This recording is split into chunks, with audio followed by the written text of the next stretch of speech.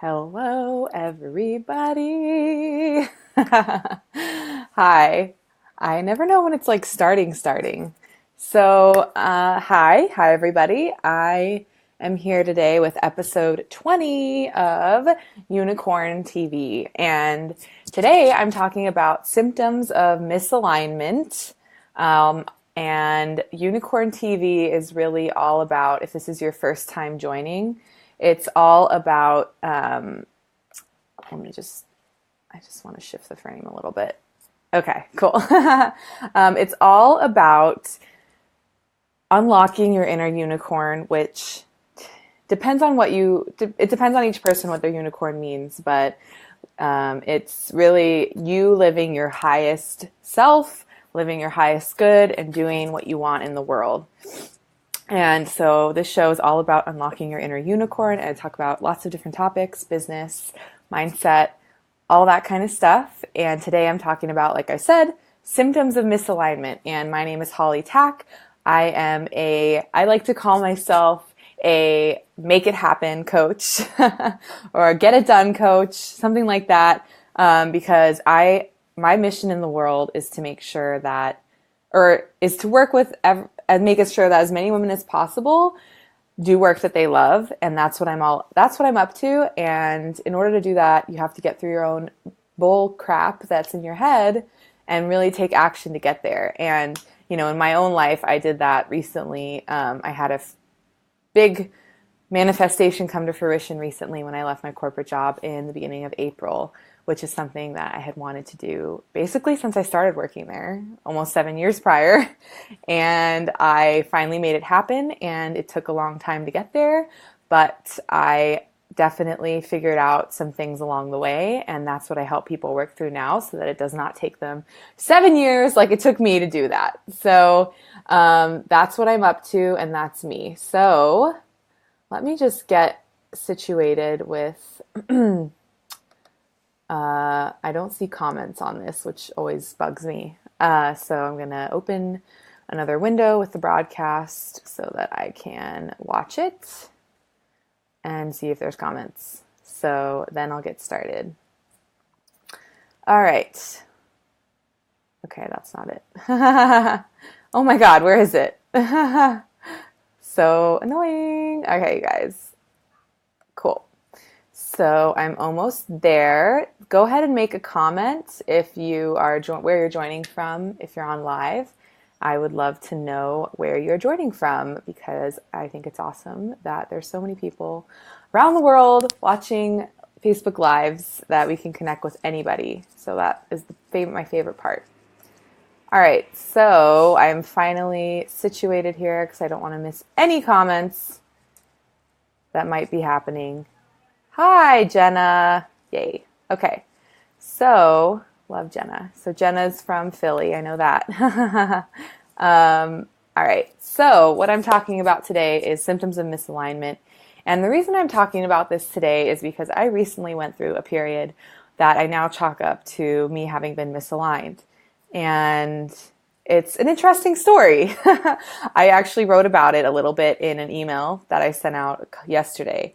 So I'm going to just start with this and then talk about how you might know if you're misaligned in your life. Specifically, my examples will mostly be around career. So for me, I recently, when I first started my business, I wanted to do what I described to you at the beginning of this broadcast. I wanted to help women do work that they love, help them quit corporate, which I hadn't done yet, even though I know that it's totally possible for you to help somebody do something you haven't done yet. But I hadn't done it yet, and I wanted to help people quit corporate to do work they love, start business if that's what that meant, and just really get the life of their dreams. That's what I wanted to do. And frankly, it felt too hard. I told myself it was too hard because no one was listening to me. No one was taking action. I felt invisible when I was posting online. And now when I look back, I see that I wasn't really being very consistent. And that's something that I realized later on is very important. But I was not really owning that. And I just, wherever I was at in my personal development, I couldn't recognize that. And all I thought was, this is way too hard and this is never going to happen. And that's also not good self-talk to be having. But that's how I felt at the time. And so I ended up stopping that direction for my business. I ended up quitting. And I remember telling my coach at the time about the decision to change. And she was kind of like, good coaches don't tell you what to do. They guide you.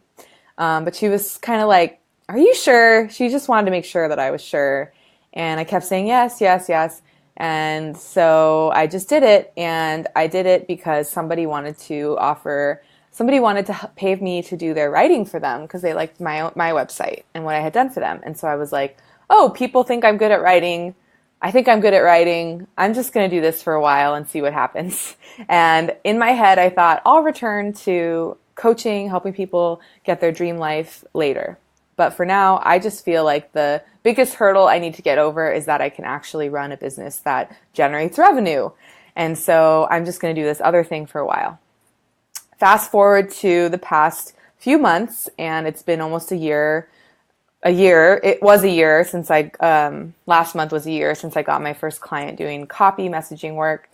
And I had a really tough quarter two.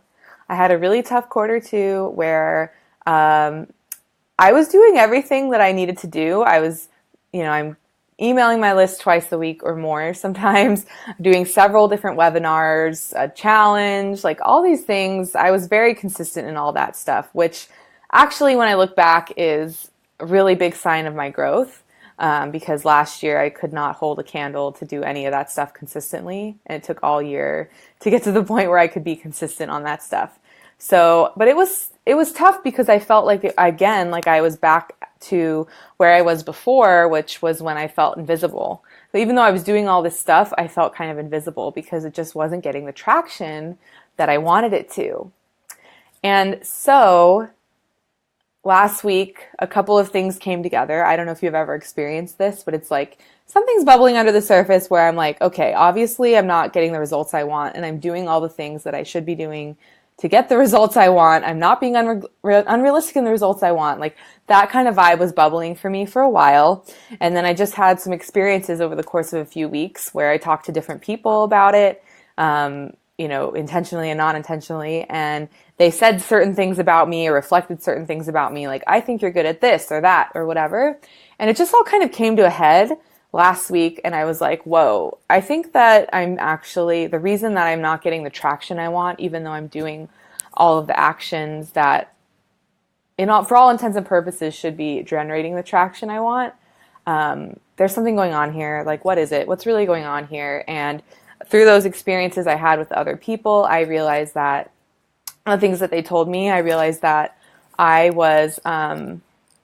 I was misaligned, and that I was being called to go back to my previous focus, which is not the hugest change in the world, I don't think, but to go back to helping people do work that they love directly and really helping with the mindset piece, because that's been the biggest part of my journey, is getting my mind right. And I still work on it and have to focus on it every single day, you guys. It never stops. And I've told my clients a lot, even messaging, like the thing that you should look at if you want to know what to sell, or if you want to know what your message is to look at what's been the biggest challenge that you've personally overcome, because chances are it's something around that. And in this whole misalignment discovery process, I was realizing that I actually needed to take my own advice, and I needed to go back to what I was originally intending to do when I started my business, and help people do work that they love from a mindset coaching perspective, because that is the hugest thing that I've been enlightened to over the past few years that I'm called to really help people with. And that even in my messaging work with people, they've commented on me being great at that aspect, the mindset, and helping them make big shifts. So all that being said, that's a long-winded example of what misalignment looks like and how this topic came about today. And let me just check the comments. Hi. Hello. Hi. Hi, Jenna. And hi, Samantha. I just said hi, Jenna. Hi. So yeah, I'm going live. In case you didn't know, I go live every Tuesday and Thursday from my business page at 5 p.m. I changed it to 5 p.m. Pacific recently, but it was in the afternoon up until then. And so I've been doing that for I've done 20 episodes, so that's 10 weeks, almost 3 months. And then I'm also going live from my personal profile on Thursdays at 6 p.m. So if you really want a lot of Holly, you can join me over there in like whatever, half an hour after this finishes. But anyway, so I digress. That was my story of how I was misaligned recently. And the signs that I had, and let me know, Samantha and Jenna and whoever else is on live, but Samantha and Jenna, if you've ever felt misaligned, tell me if any of these symptoms resonate with you. I'd love to know. Or if you had another symptom, let me know. But the symptoms that I really had were that I was objectively doing all the things. I mean, you could always do more, right? But I was objectively doing all the things that I should be doing that ideally should produce more results than I was getting. And I had built my audience. I've marketing very, very consistently for many months. Like I said, email, social media, all that's been consistent since December, really. So that's all been on lock. And I've been inviting people to talk to me on the phone about my services. I've been doing those calls. I've had a lot of those calls and all this stuff. And, it just was not producing the results that I think even you have to be objective about it. And even, again, like, I guess being subjective, anyone could be like, oh, maybe that won't get the results. But I'm saying be kind of objective about it. Like before, when I told you that I originally made the switch to messaging because I thought that coaching was too hard. If I look at that objectively now, I was totally not being visible. I was totally not doing the right actions. And even not the right actions that I was being told to do by my coach. She was correct. Like she had a good strategy. So objectively, I'm not surprised that I wasn't getting any traction.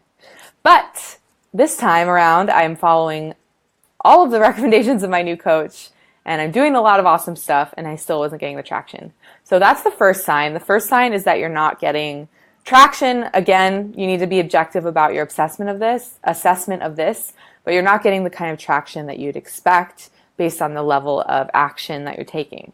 And then the second sign I had was that, frankly, I just felt like things felt shitty and hard and difficult a lot. And I was having more and more little mini, getting upset more and more at different points during the day as time progressed because I was like, I don't know, I was just really beating myself up about it. And like, I would be like, okay, I've done so many calls giving this offer, and yet I still feel like I can't articulate my value. Or I still feel like my throat would close in. I would feel it in my throat. Like I can't articulate my value. I can't do that. I can't do that. And so it felt bad more. It started feeling bad more and more of the time than good. And that's something that's important to notice. And again, there is a fine line with this too. Like, there's a fine line between just, not wanting to tough it out in something and wanting to give up easily and not finish something. There's a fine line between that and like, this is really something I need to look at. So I'm not telling you like, oh my God, you feel like something was challenging for one day, you should not do it. Again, you got to use your objectivity here. But for me, it was like starting to get pretty noticeable that I was feeling bad a lot of the time. And I know that energy was probably coming off in some subconscious level in what I was doing. And it got to the point where it was clear that it wasn't just you need to stick this out and keep going with it kind of a thing. Because I had spent so much time doing this and months and months, and I had been getting better results previously, like a lot better. So it was interesting. But that was the second main thing that I noticed. So let me check comments here. Yeah. Okay. So Samantha said, yes, totally relate, doing all the things, but not getting anywhere. Hey, Ryan. Wow. Cool. I hope you're actually on. That's awesome. Today I felt misaligned before. For me, it showed up with physical symptoms, crying in the bathroom at my last job. Oh my God, Jenna, were you a fly on my wall? Because I always cried at my work. So that's actually a great example that you said, because that leads me into the other example I wanted to give. So the other time I felt misaligned that I think a lot of entrepreneurs can relate to is being in my corporate job. And both of the things I just shared, this 2 signs of misalignment, were alive and well in that case as well. So the first thing I said was that I felt like I was doing all the things but not getting anywhere. And to me, in the corporate job, I felt like that manifested when I was really working very hard and doing extra credit, so to speak, and yet still feeling very unappreciated and very like there was no raise in the horizon. There was no,